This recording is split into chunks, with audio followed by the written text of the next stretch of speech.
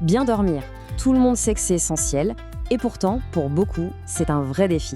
Dans cette analyse, on va explorer la science qui se cache derrière une bonne nuit de repos, et surtout, comment on peut la mettre en pratique. C'est une image familière pour beaucoup de monde, n'est-ce pas? Cette frustration de voir les heures défiler sans réussir à trouver le sommeil. C'est une situation que des millions de personnes connaissent, malheureusement, bien trop bien.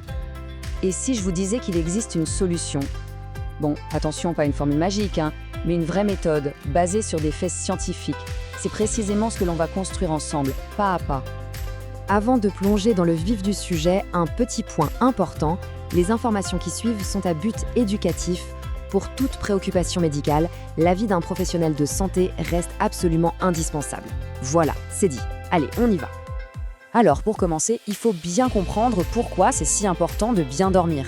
Parce qu'une mauvaise nuit, en réalité, ça a des conséquences bien plus profondes qu'une simple sensation de fatigue le lendemain. Dès la toute première nuit de mauvais sommeil, les effets se font sentir. On a cette impression générale de tourner au ralenti, des difficultés à se concentrer. Les recherches montrent même que la perception de la douleur est modifiée. Le cerveau et le corps sont vraiment impactés, et ce, de manière immédiate. Et l'impact physiologique, il est vraiment direct. Une seule nuit blanche, ça suffit pour provoquer une augmentation très nette des marqueurs de l'inflammation dans le sang. Ça augmente aussi la sécrétion d'hormones de stress, comme le cortisol. C'est un véritable choc pour l'organisme, en fait. Et quand ce manque de sommeil devient chronique, là, les risques s'accumulent. Les études sont formelles. Dormir régulièrement moins de 6 heures par nuit augmente significativement le risque de développer des maladies graves. Le sommeil, ce n'est vraiment pas un luxe, c'est un des piliers de la santé. Ça vaut le coup de faire une petite pause et de réfléchir à ça. C'était une réunion compliquée? Une erreur d'inattention au travail? Le fait de connecter cette information à une expérience personnelle, eh bien ça rend les choses tout de suite beaucoup plus concrètes. Ok, maintenant qu'on a bien vu le pourquoi, passons au comment. Le sommeil, ce n'est pas juste un interrupteur qu'on bascule sur off, non.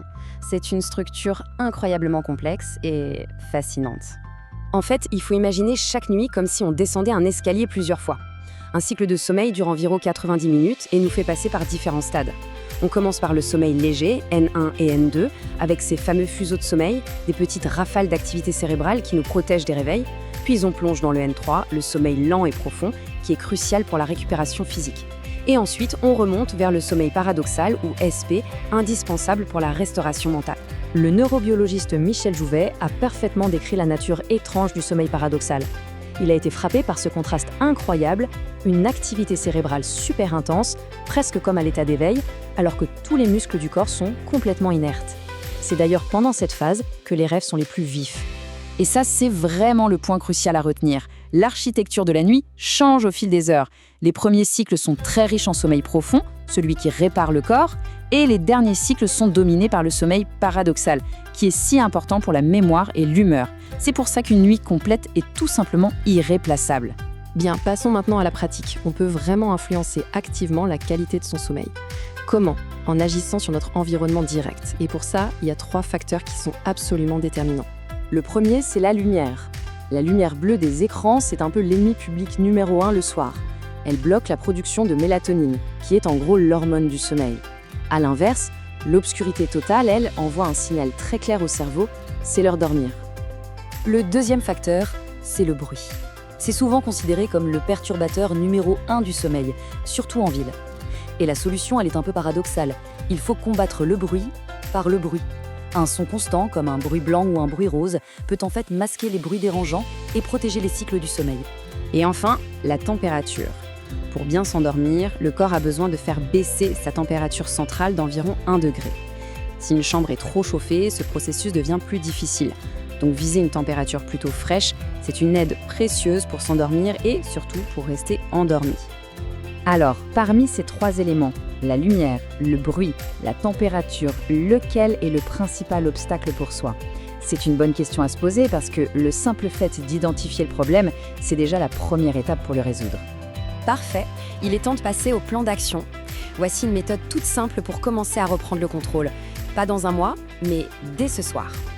Le plan se déroule en 3 étapes très simples. D'abord, pendant 2 jours, on tient un agenda du sommeil. Il suffit de noter ses heures de coucher et de lever. C'est un outil super puissant pour prendre conscience de ses propres habitudes. Ensuite, la régularité, c'est la clé. Essayez de garder les mêmes horaires, même le week-end. Et enfin, on choisit un des 3 facteurs de l'environnement et on fait un seul petit changement. Un seul. Et on observe ce qui se passe.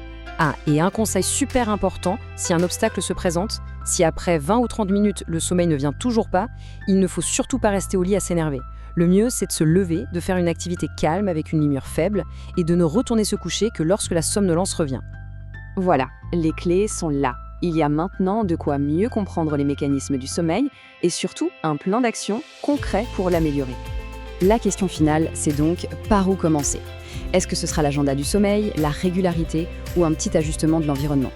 En réalité, peu importe la réponse, car le tout premier pas est toujours le plus important.